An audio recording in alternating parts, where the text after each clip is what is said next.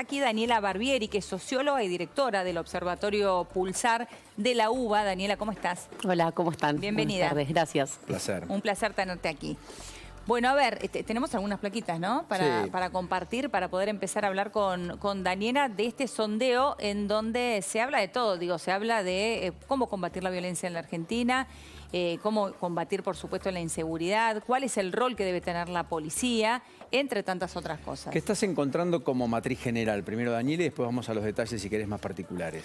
Bueno, a ver, este es un estudio que hicimos distintas olas, hicimos distintas variables que medimos, distintas dimensiones, entre las cuales, como bien ustedes dicen, tenemos orden público, economía.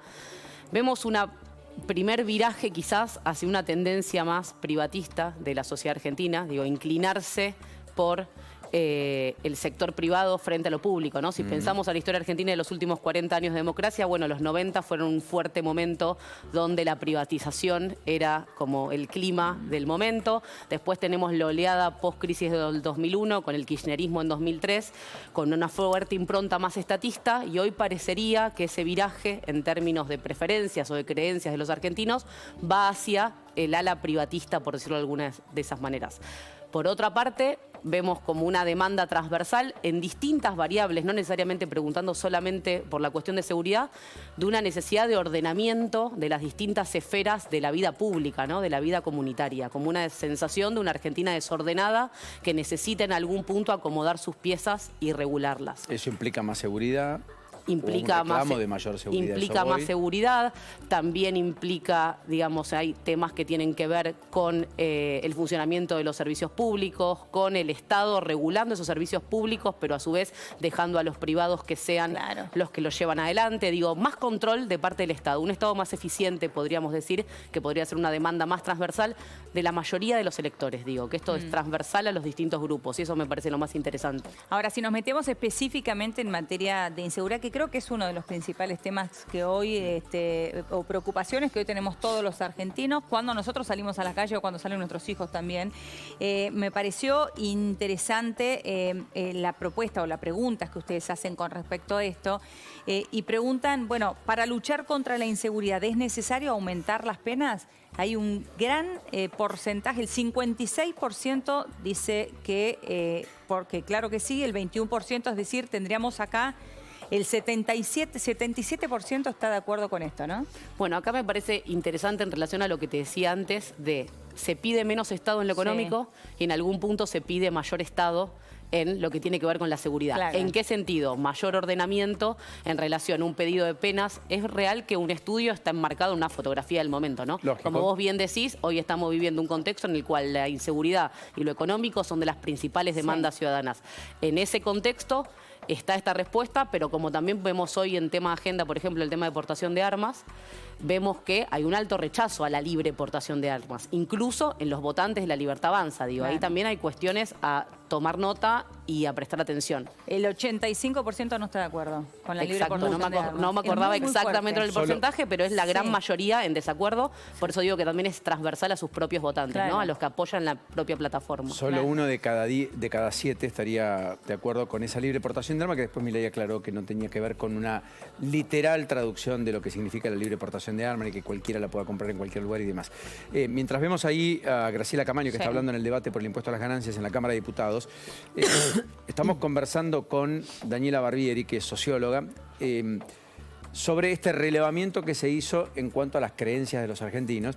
Y ahí hay 2 o 3 datos. El primero es que la policía tiene que tener más poder, cosa que no necesariamente fue, en el germen del volver de la democracia, un denominador común, más bien lo opuesto, por los excesos, por un montón de cosas en su momento.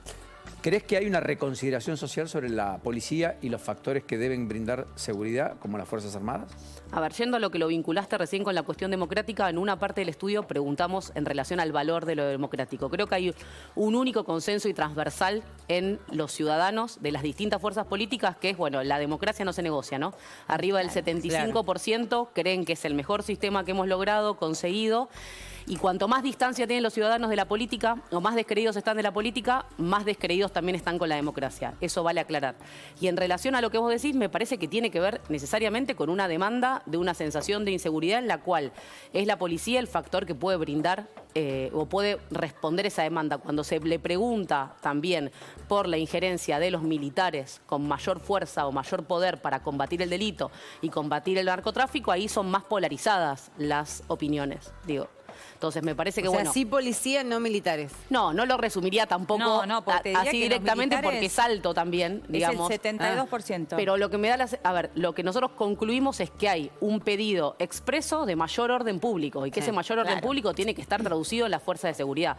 Después podemos indagar más en profundidad, que acá en este caso no lo hemos hecho, en si esas fuerzas de seguridad funcionan bien, digo, son eficientes, son transparentes, digo, ahí hay otras aristas a pensar pero hay una demanda. Orden público, eso es lo que está diciendo. Y que va totalmente de la mano de que la inseguridad es una de las principales, digamos, insatisfacciones que tiene hoy la sociedad argentina en su conjunto. Sí, porque además no te da una segunda oportunidad, como siempre decimos, necesariamente ni en todos los casos. Ahora, es interesante también porque cuando preguntan por si la policía tiene que tener más poder para luchar contra el delito, que el 73% está de acuerdo, ustedes hacen un apartado y dicen este nivel cae al 50% en los votantes de Unión por la Patria. Digo, hay una gran diferencia también en qué piensa cada uno de los espacios ideológicamente también con respecto al rol de la policía, ¿no? Pasa lo mismo que vos marcás en lo que concierne a lo económico. Los votantes de Unión por la Patria tienen una tendencia más estatista o conservan todavía un sentido más estatista que los de Juntos por el Cambio y los de Libertad Avanza, que tienen respuestas que nosotros construimos una matriz proyectiva, le llamamos de perfiles ideológicos, y en esa matriz proyectiva la mayoría de los votantes de Libertad Avanza y de Juntos por el Cambio se encuentran dentro del eje, lo que llamamos privatista, no lo que sería el eje estatista. Y ahí también hay diferencias significativas. Hay un voto ideológico, aunque no explique la votación, y hay un voto racional, aunque no explique la votación, independientemente de que la mayoría del componente del voto es emocional. Pero hay algunas líneas conductuales que nos permiten avisorar determinados comportamientos sociales y anticiparlos, ¿o me equivoco? Lo hay, pero también creo que es un momento donde ciertos clivajes, por decirlo de alguna forma, empiezan a crujir, ¿no? Si vemos al interior de Unión por la Patria, si bien está esto que les marcaba, que hay un perfil más estatista de sus votantes, no hay una visión monolítica respecto de todos los temas, digo, y ahí hay un gran desafío también para quien intenta representarlos. Nosotros en esta matriz establecimos un eje también moral para ver cuán progresistas o cuán conservadores son esos votantes, y es interesante ver cómo los votantes de Unión por la Patria están polarizados en ese sentido. Digo, hay un casi 54% que son de una tendencia más conservadora en relación a lo que tiene que ver, y hay un 40 y pico % de votantes que son más progresistas en relación a un montón de agendas como subrogación de vientres y todo ese tipo de temas.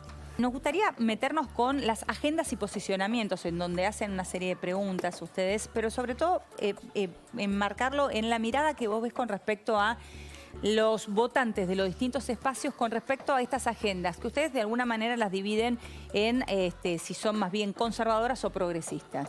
Bien, hicimos dentro de ese eje moral, digamos, un conjunto de preguntas respecto a la eutanasia, la marihuana, el libre consumo, el trabajo sexual, la idea de legalizarlo o no, la subrogación, de vientres, la cuestión del aborto.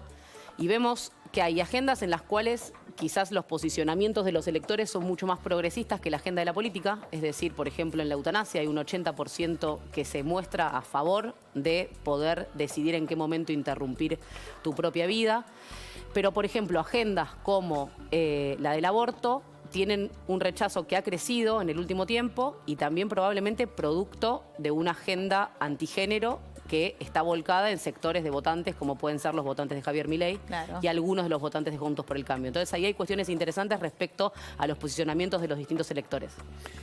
Daniela, ha sido un enorme placer. Perdón haberte retenido este tiempo, pero ha sido verdadero gusto que nos hemos dado. Muchas gracias. Queda debatir para presidir. Hablando de los debates presidenciales, lo leo y después volvemos al encuentro con vos. Dale, muchas gracias.